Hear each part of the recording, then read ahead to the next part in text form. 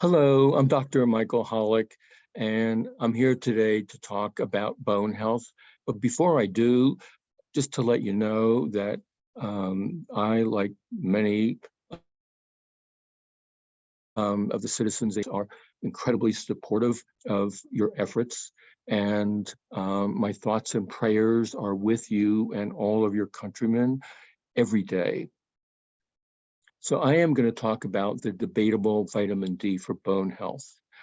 And people worry about conflict of interest. So I do have consulting and speaker activities and get support from the GCRU, from NIH.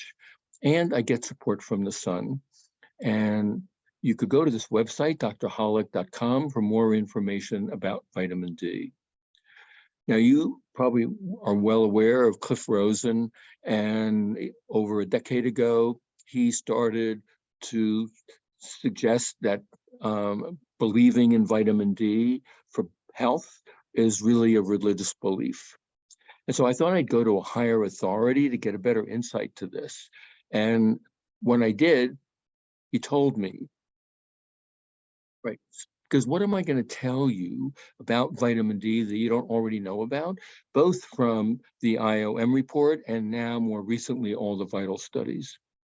So the Institute of Medicine in 2010 came out with its recommendations, realizing that the original recommendation of 200 units is inadequate, that most children and adults should be on 600 units of vitamin D daily, and that it's much safer than we thought, and that you could easily take 4,000 units of vitamin D a day without worrying about toxicity. In 2011, the Endocrine Society Practice Guidelines came out with its recommendations, and all the members are experts in the field of vitamin D. And the objective was clear, which is to prevent and treat vitamin D deficiency with emphasis on care of patient care. And as you're well aware, there have been a variety of publications, including this meta-analysis, suggesting that vitamin D supplementation does not prevent fractures or falls. And more recently, the VITAL study in New England Journal of Medicine that just came out a few weeks ago concluded the same thing. And Dr. Rosen and Dr. Cummings had said people should stop taking vitamin D supplements to prevent major diseases and extend life. So vitamin D is a sunshine vitamin. And the Institute of Medicine had stated that sunlight plays a little role in vitamin D status. I don't think that these children in these alleyways back in the 1600s would agree with that. They developed classic rickets, growth retardation, and skeletal abnormalities. It was a Polish physician, Sinecki, in 1822 that made that association, that in fact, strong and obvious is the influence of sun on the cure of rickets. Hesed Unger in 2021, it took 100 years to appreciate his observation. They took children, put them on a roof of New York City hospital, and demonstrated they could cure rickets. There was no question that vitamin D coming from sun exposure was critically important for infants' health. And here, the Department of Labor sent out to all parents in the United States, give your baby a coat of tan. It's good for growth and health. And in fact, this was patented. Mommy, will I get enough vitamin D? They would put their children outside in order to be getting adequate vitamin D. It was Harry Steenbach who realized if you can irradiate people and animals, why not irradiate the food? That led to the fortification of milk with vitamin D and the eradication of rickets, principally in countries that followed that practice. You're well aware, of course, that when you're measuring vitamin D status, you want to measure 25-hydroxyvitamin D, never 125-dihydroxyvitamin D. It tells you nothing about vitamin D status. Now, the IOM had concluded vitamin D deficiency is less than 12 nanograms per ml, and that for maximum bone health, you only needed to be above 20. So how do you know if you're low? Well, the best way is to look at PTH levels, and Chapuis had done this decades ago, showing at 30 to 40 nanograms per ml, you begin to have your PTH plateau. Roger here, of course, suggesting that there's too much scatter. And so here, Thomas published New England Journal of Medicine from his data set. Again, coming and plateauing at around 30 nanograms per ml. We did a study with Anne DePape many years ago, over 1,500 postmenopausal women, and showed that at 30 nanograms per ml, if you are at 21 versus 30, that you have, if you're 21 nanograms per ml, a 3 times higher risk of having secondary hyperparathyroidism. And so, like I said, the IOM plays very little role in vitamin D status, but we know from the literature that peak blood levels are at the end of the summer and then nadir is at the end of the winter. Even here in Australia, Aboriginal Australians, blood levels in the wintertime, 16 nanograms per ml. So what is the role of sunlight and vitamin D? Well, first of all, we did a study many years ago and showed that if you expose a healthy adult in a bathing suit once a week for 3 months, compared to taking 1,000 units of vitamin D, that's for skin type 2, 3, 4, and 5, that it was more effective for skin types 2 through 4 and equally effective for skin type 5 on 1,000 units of vitamin D a day, just for being exposed to ultraviolet radiation, similar to sunlight. We also did another study. 3.8 million samples were evaluated, and we could show very nicely that if you look at every day of the year, that the peak blood level of 25-hydroxy vitamin D for males and females is the same, and that if you live in Boston, you're going to have a much deeper nadir than if you live in Atlanta, Georgia, but that the peak is still the same. At north versus south, August, 27 nanograms per ml, and in March, around 19 nanograms per ml. And have you ever thought about, if you're getting a blood level of 25-hydroxy-D, when is that PTH being influenced? And so looking at our data, we could show very nicely that the PTH peaks 4 weeks later after you've been at your nadir for 25-hydroxy vitamin D and vice versa. It's at the highest 4 weeks after your 25-hydroxy-D is at the lowest. You have to ask the question, is there a benefit for your PTH to be seasonally fluctuating? So vitamin D, of course, is essential for bone health and causes secondary hyperparathyroidism if you're deficient, osteoporosis, and osteomalacia. These osteoclasts are chewing up your skeleton, right? PTH increases numbers of osteoclasts. Secondary hyperparathyroidism and also osteomalacia is associated with vitamin D deficiency, causing a mineralization defect. And this is what's being shown. The dark is mineralized bone and the pink is unmineralized bone. And so why does the IOM consider 25-hydroxy vitamin D of greater than 20 for maximum bone health, whereas Endocrine Society recommends 30? Did the IOM follow this study? And is this what they based their recommendation on? And it turns out that 675 Germans, varying ages up to about 90 years of age, a bone biopsy was taken and blood. And what they looked at, specimen and a plastic block and von Casa staining. And this shows very nicely what normal bone is. Here is osteoporotic bone. And here you can see good connectivity with this pink stuff, osteoid, due to vitamin D deficiency. When they looked at bone volume, trabecular thickness decreases with age. Also trabecular number and trabecular separation decrease with age. And here separation increases with age. 25-hydroxy vitamin D, males and females, basically the same, lowest at the end of the winter. And so they looked at osteoid volume, right? And so you're looking at this pink stuff, which is unmineralized bone, and the blue is mineralized bone.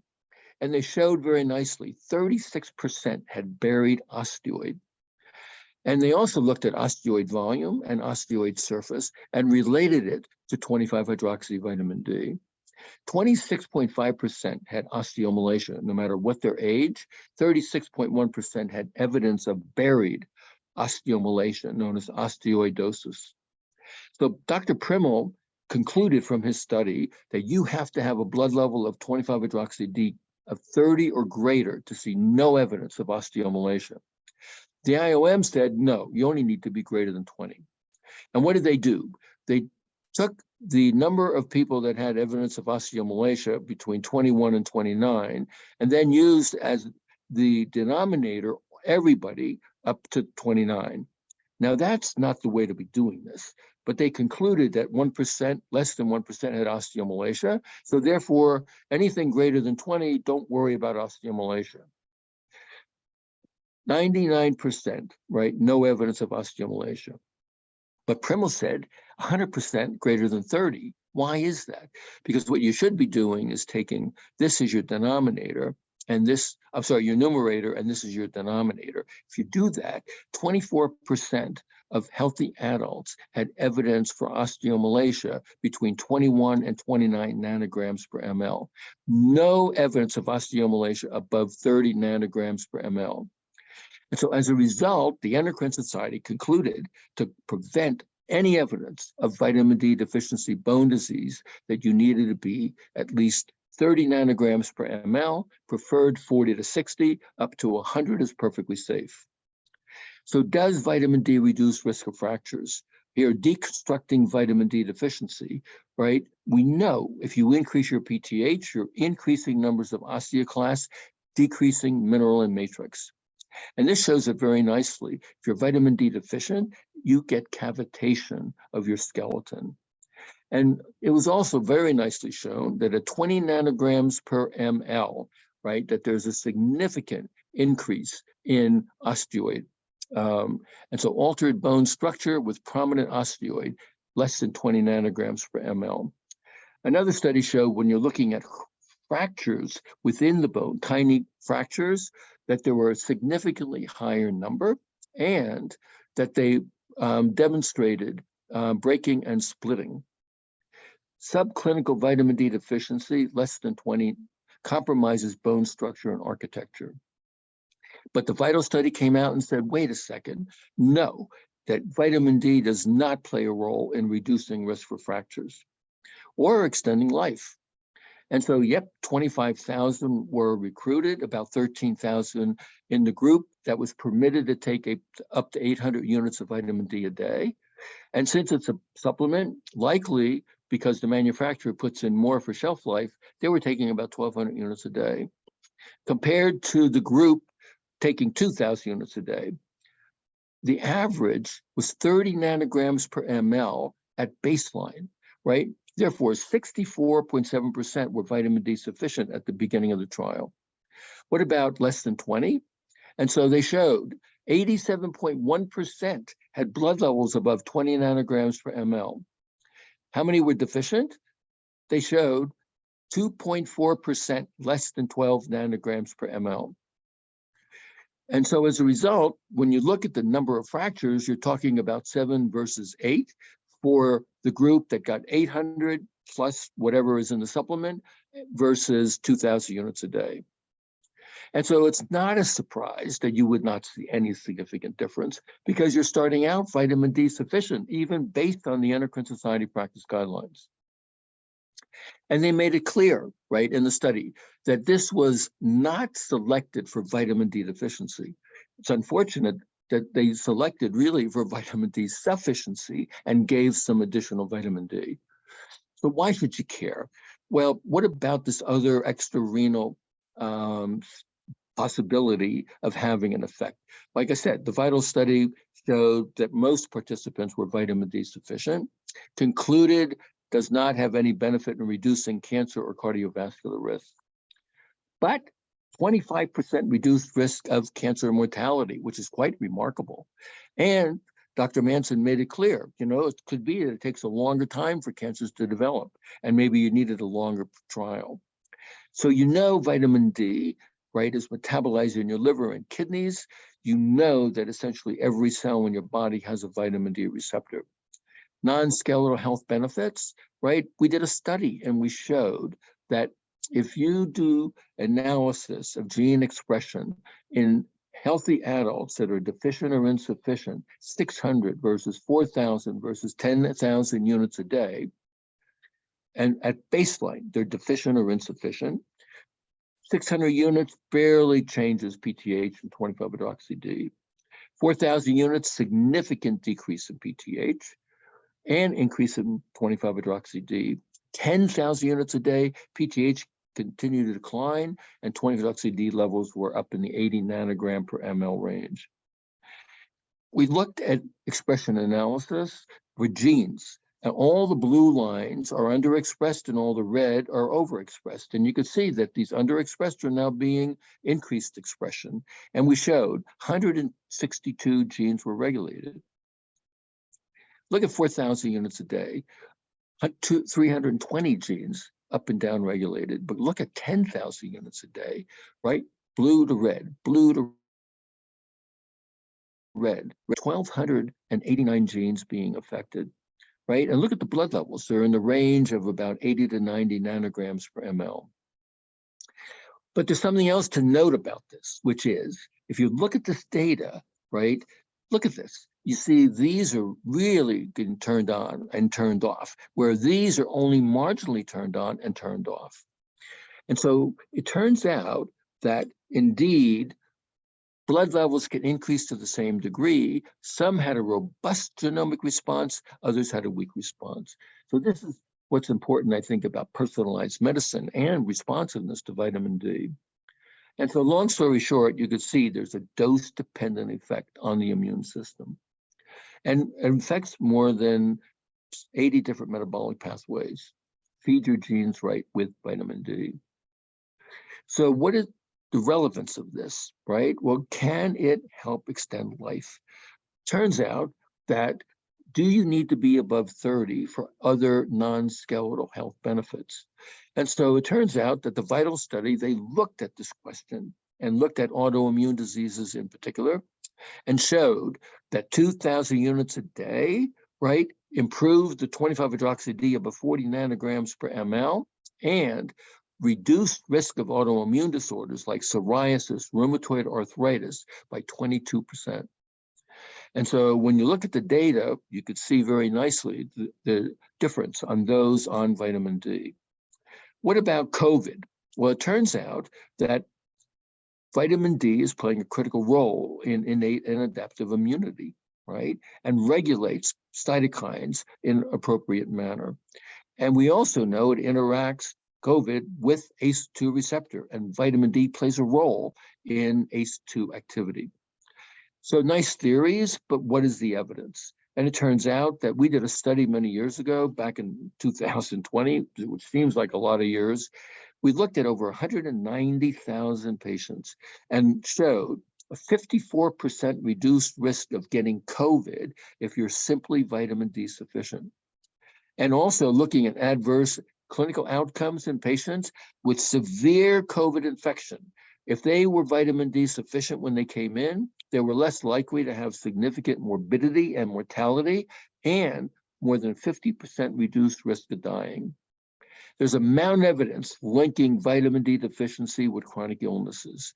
If you think about the disease burden of vitamin D deficiency, it's quite remarkable. Indeed, adequate vitamin D is critically important from birth until death. And how do you know how much vitamin D do you need? Our hunter-gatherers gave us a good insight. Their levels are in the range of 40 to 50 nanograms per ml. You would have to be on 4,000 to 5,000 units of vitamin D a day to achieve that level.